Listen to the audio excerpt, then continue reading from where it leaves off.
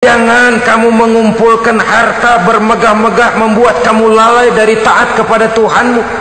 Engkau tinggalkan rukuk dan sujud, engkau jauh dari masjid, engkau kering dari kehidupan beragama. Sebab itulah maka pembangunan fisik material tidak bisa dipisahkan dengan pembangunan mental spiritual. Tidak hanya cuma dalam teori, tapi juga harus dalam praktek. Selalu pembangunan yang hanya mengarah kepada fisik material, jauh dan kering dari agama, hanya akan melahirkan manusia-manusia materialistis yang terjebak di dalam sirkuit celaka perlombaan yang tidak pernah mengenal garis finish. Sebab itu agama mengajarkan, orang kaya itu siapa sih? Yang banyak duit? Belum tentu. Yang kebunnya di mana-mana ngebelatak? Belum tentu. Yang pabriknya selebar-lebar? Belum tentu. Yang punya segala macam peternakan, dari peternakan gajah sampai peternakan kutu?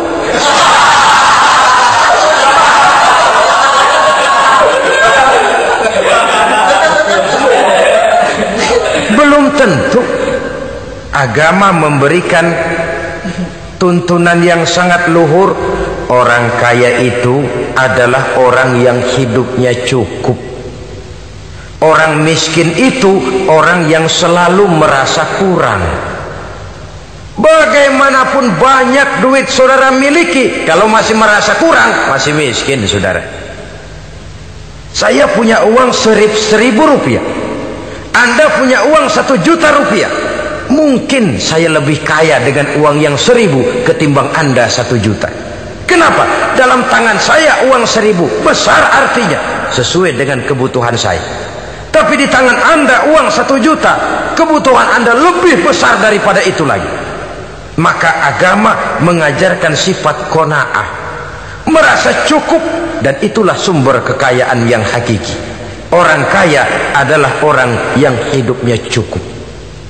Kalla saufa ta'lamun, jangan begitu, nanti kamu akan tahu. Summa kalla saufa ta'lamun, jangan sekali-kali begitu, satu saat kamu pasti akan tahu. Kalla law ta'lamuna ilmal yaqin thumma latarawunnaha 'ainal yaqin thumma latus'alunna yawma idzin 'anin na'im.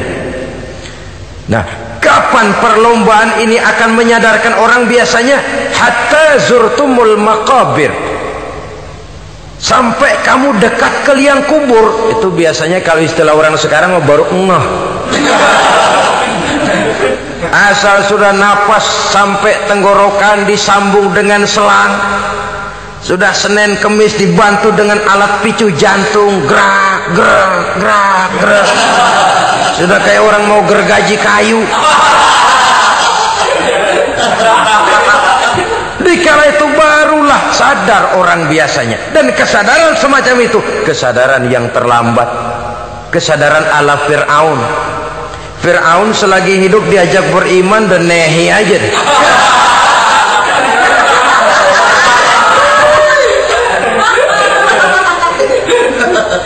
Tapi ketika dia tenggelam di lautan merah bersama seluruh tentaranya, dikala napas hampir terputus, keluar ucapannya, amantu bi Rabbi Musa wa Harun.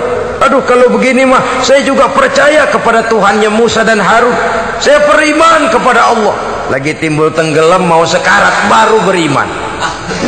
Hatta zurtumul maqabir, kamu telah lalai dari sebab bermegah-megah sampai kamu masuk ke liang kubur, dekat ke liang kubur. Kalimat zurtum di sini menjelaskan bahwa kubur itu tidak selamanya. Zurtum itu dari kalimat zaro ya zuru, berziarah. Orang berziarah kan sebentar. Ke kubur itu sama dengan berziarah kita di situ, sebentar, tidak akan selamanya, tidak akan kekal dalam kubur. Bahwa kubur itu cuma satu halte dari sekian halte yang harus kita jalani. Hatta zurtumul maqabir ay mutum wa dufintum fil kubur, sampai kamu mati dikubumikan dalam kubur, barulah kamu sadar bahwa perlombaan itu hanya sia-sia, bahwa perlombaan itu tidak akan pernah mengenal garis finish. bahwa perlombaan itu akan membuat kamu celaka. Begitulah umumnya kebanyakan orang yang terjebak ke dalam paham materialis, baru menyadari kesalahan langkahnya pada saat napas sudah sampai di tenggorokan. Ternyata uangnya yang miliaran rupiah tidak sanggup menyambung nafasnya. Ternyata kendaraan yang serba mewah berkilat tidak sanggup meneruskan kehidupannya. Ternyata pangkat jabatannya yang tinggi yang membuat dia menyebabkan temannya jadi lawan, lawannya jadi teman, tidak akan sanggup menghentikan sang malaikat maut. Kalau keadaan sudah begitu, baru sadarlah kita terlambat. Karena saat seperti itu akan dihadapi oleh setiap orang. Kala, jangan begitu. Sadarlah kamu bahwa kalau sudah dekat ke liang kubur kamu baru insaf, itu terlambat. Sebelum nafas sampai di tenggorokan, pintu tobat masih selalu terbuka.